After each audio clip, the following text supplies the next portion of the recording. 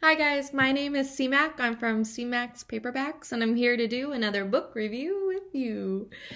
So to get this out of the way, of course, if you enjoyed this video or any of my previous ones, please like, comment, and subscribe. I'd love to have you here watching and in the comments below.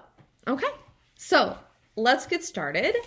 As you know from the title, probably, we are reviewing Darling Girl by Liz Mikulski. This story is a retelling of Peter Pan in a dark, twisted way. And it all starts with Wendy Darling and her interactions with Peter and the truth of really what goes on with Peter Pan. So if you think about Peter Pan, the story, it already is kind of pretty dark and twisted in the way of boys running away from home, lost boys, boys that are unwanted, living in Never Ever Land where they never want to grow up. My only interaction with the story of Peter Pan, I don't think I was ever really into the Disney version, like the classic one, but I did love Hook with Robin Williams. So take that, that's my experience. So with this book, let's see, the beginning was rough, and I think it was like a bad first impression. I was expecting dark and twisted. I maybe read too many reviews on the book before I picked up this.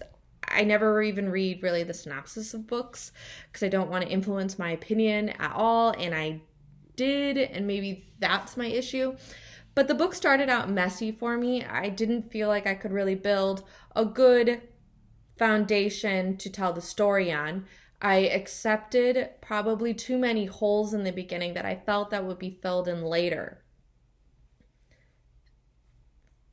And they weren't. I'm just going to skip to the end. So the ending was also where I was waiting for all these multiple weaves of stories to fill in and complete themselves. There's still so many questions I have.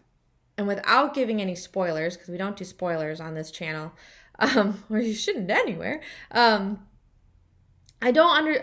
wish I knew more. Is Peter Pan an immortal being? How was Never Ever Land created? Does it exist forever? Has it existed for millions of years before Peter Pan interacted with Wendy? Was this his first interaction? Is Wendy the thing that, like, what made Peter bad? Was it really this? And then the core of it is, if you're going to make a dark retelling of a classic fairy tale kind of novel, you gotta go all the way with it. I feel that the author tried to hold herself back, maybe. I feel like we didn't want to offend here. But the people that are going to be offended will be offended with whatever you do. You're ruining a favorite story. And the people that want to be offended and want to enjoy this twisted story you're creating want you to make them uncomfortable.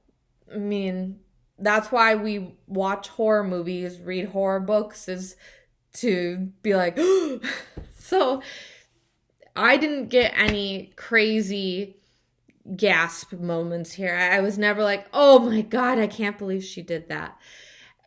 It wasn't PG. I'm not saying this is a book that should be handed off to your 8-year-old kid. But it was, if you're gonna go dark with it, just go all the way. Tell me all the horrible things that he's done. And we didn't do that here. And I think that's where the letdown is for me.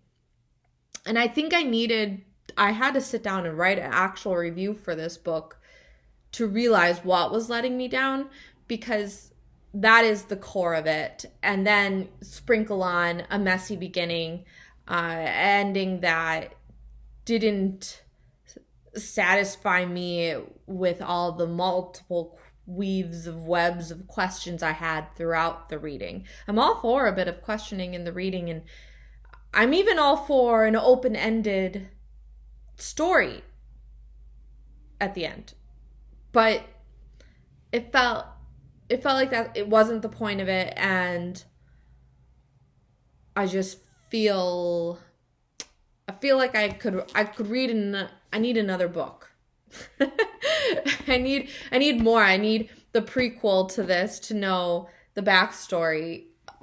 I was too interested in Evil Peter. I wanted to know more about Evil Peter. And without filling in that, I think that's where the miss is for me. So, again, disclaimer, please don't avoid books based on some person on the internet giving their opinion. Book reviews are opinions. They're not facts. Someone could love something. Someone could hate something.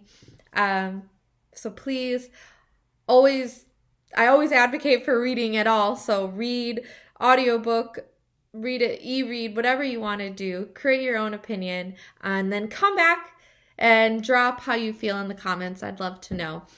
Again, so for Darling Girl, I'm going 3.5 stars, rounded down to 3. I was 3.5 rounded down to 4, but again, it took the review that I wrote up to really put together my feelings on the book. I do think awesome job. I love like how we attack the Arthurian legends and all that. I love the retelling in a fun way. I love doing things differently, and so hats off to you, Liz. I would definitely pick up another novel of another fairy tale retelling. Again, let me know in the comments below, and thank you for watching. I'll see you next video.